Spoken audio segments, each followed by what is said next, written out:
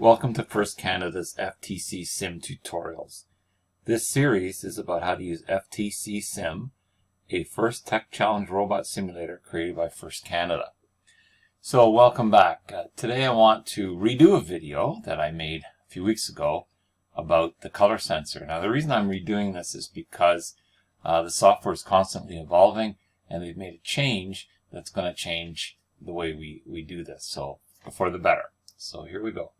So I'm going to log in to one of my accounts, and I'm doing this from the beginning in case someone is starting for the first time and this is the first one they're watching to figure out how to do it, and also because the menu is changing every once in a while as well.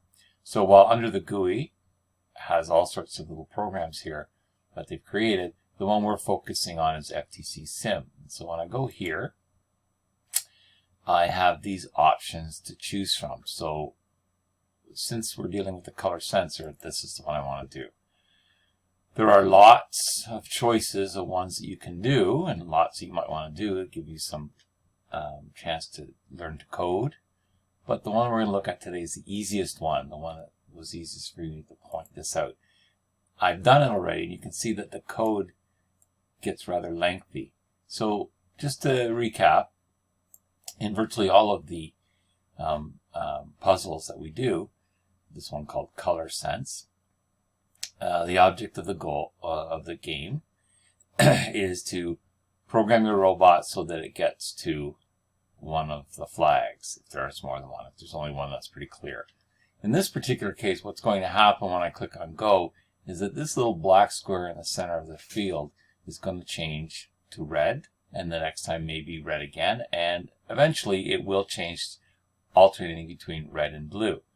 Now, in order for me to use the color sensor, I actually need to know what color value that is. The aspect of it that I really want to focus on is the hue. Now, there are three values that are generated: hue, saturation, and one called value. And we get them by using a color sensor. And over here we have where we have sensors, and you can see the color sensor. It has the red, green, blue, the RGB that our screens produce. And what I want to be able to do is take those values and then separate out the hue value, because I know that's the one I need. In order to do that, excuse me, fighting a bit of a cold, is under the utilities, I see I have something about color. So I'm going to, when I drag that one in, you can see it's got a little puzzle piece here. I have to send the value that this is going to produce to the left into a variable. And I've created a variable for that, and I've called it sense color. And if you haven't done that before, you go down here to variables, and you go create variable. And you can see that one has been created, and the first option is to set sense color to a certain value. And that value I want to set it to is this. And it actually sets it to three values.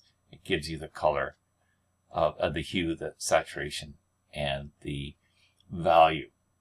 And then I'm going to use it later on. But before I get to that point, if you want to look at this, you can look and see, excuse me, here's a video from First Tech Challenge, which is what the FTC Sim is mimicking in terms of a real-life robot. And it's called Using a Color Sensor Part 1, and that's under FTC Challenge. And when the color appears, it's actually not a specific number, it's a range. And it's based, this is for hue, by the way, the one that we're going to use. And it's based on a color wheel that's going from 0 to 360 degrees. So blue is down in this area here from about 220 to 270. Red is going to be from 0, or actually technically it's from about 330 till about 30, but that's a little bit more problematic than we need. So take a look at that. There's a whole bunch of them there that'll help you that I needed to use when I was going through it to do this. So in addition to that, I've used something else called telemetry. And telemetry, because I didn't know the values that it was producing, I needed to know that. So I've used telemetry to show me that. So here we go. I'll test it out. You can see I'll do it one more time, but while I'm doing that, look up here, because now the first time I've run it, it's shown these values for hue and saturation. So we'll run it again, and if you want to watch up there, you're going to see that, oh, the hue color for red was about 353. Well, originally when I made this video, it was coming up as 0 because it was coming up at 360 and it was just putting it down as 0. And that was a problem. So I asked the coders, would they change that for me? And they have, so I'm redoing the video. They put in the work. I feel like I need to do the same thing myself. Originally, I thought saturation would help, but if we watch and we do this, it's giving a value there for red, for blue. The red one is coming out at 1. So it really wasn't much help. So that telemetry I really don't need for saturation. So I'm going to remove it because it's not really helping me. It's just going to clutter things up. So I'm going to right click on it and delete it. Now I'm doing this because you may have not seen that before, and I want to point that out. I'll also point out that a strange error that keeps coming out that people don't realize is sometimes if you bring some code in and you don't slot it in one of these areas and it's kind of hidden underneath your function here, and you try to do go, it won't do anything. And you think, oh, my program's broken, the software's broken. Excuse me. But it's not. It's just that you've got something in there. Just to demonstrate, I'm going to just drag in another motor here. So I'm going to put it, and if it's there, so I mean I could hide it underneath, but if it's there, it won't. Nothing will happen. It's just not going to do it. So as soon as I get rid of it, either in the garbage can or just drag it off to the left and go back, then it goes back to what it was doing.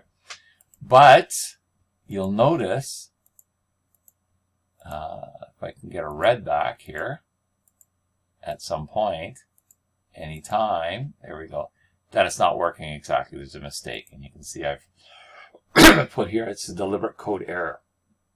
So, just to recap, I need to use this loop today to keep checking for the color, because it's going to check, it's going to check all the time it's driving, so it's going to change those values constantly. So I'm going to keep checking. That's why I put in the loop that maybe you hadn't used before, which was right down at the bottom that we kept not using. So it's going to constantly check for the color value, the saturation, and the hue. And it's going to store the information in the variable. It's going to show that information so that I can make changes. And then I could get rid of this, but I'm keeping it in for purposes of this video. And then it's going to make one of two decisions. It's going to try to see if the value is greater than 220 of the hue. And again, that's from up here in sensors. You can see that, oh, sorry, I'm sorry. It's down here in color. So there's my color hue value that I slotted in here and put the variable in that place.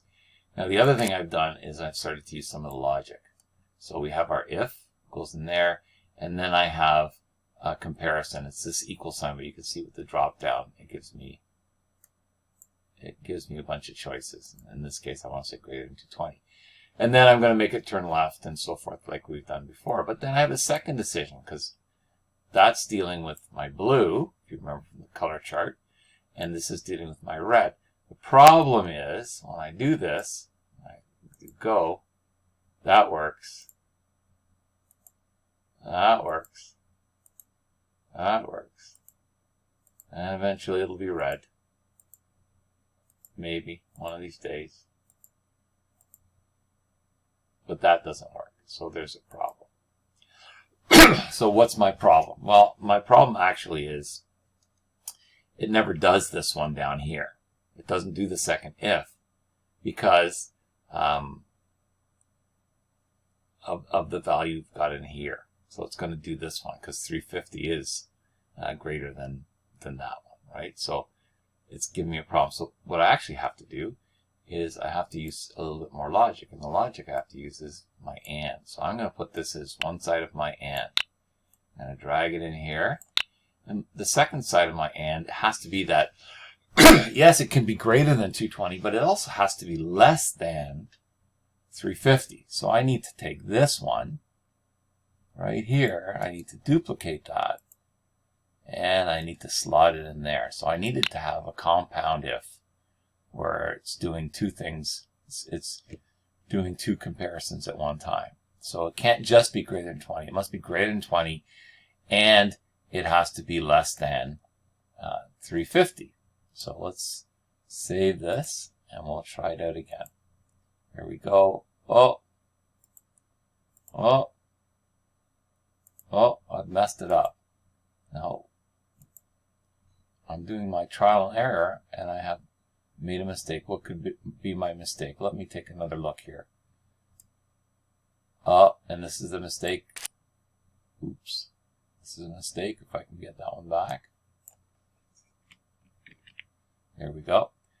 It's a mistake that's easy to make. I'm just going to scroll over a little bit this time. I forgot to change this to less than, because it said if it's greater than 220 and it's greater than 350. So let's change it to less than, and we'll try it again. So now it's going to work for the blue, and let's see how quick we can get a red. There we go, and it's going to work for the red. So lots of interesting robot stuff in there, about color sensor, but there's also lots of stuff in here about decisions with the ifs, about more complex ifs using an AND, using some more logic, and about the color sensors. And one thing that you can always use is a little bit of telemetry. So hopefully you've enjoyed this. If you've seen the other one, hopefully this is going to help you out when you found out that it didn't work like I did the other day when I jumped in. But if you do have any questions, if you have any comments, please feel free to contact me at pkeenan@firstinspires.org.